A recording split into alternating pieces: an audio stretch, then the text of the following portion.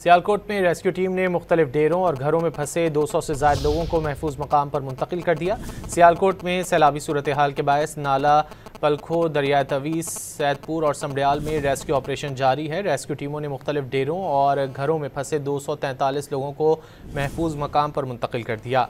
Rescue हुक्काम ने शहरियों से अपील की है कि दरियाए जम्मू तवी और चिनाब के करीबी आबादियाँ महफूज मकाम पर मुंतकिल हो जाएँ। सियालकोट में रेस्क्यू टीम ने मुख्तलिफ डेरों और घरों में फंसे 200 से ज़ायद लोगों को महफूज मकाम पर मुंतकिल कर दिया।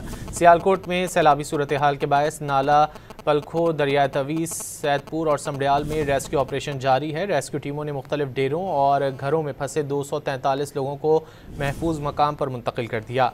रेस्क्यू हुक्काम ने शहरियों से अपील की है कि दरियाए जम्मू तवी और चिनाब के करीबी आबादियाँ महफूज मकाम पर मुंतकिल हो जाएँ।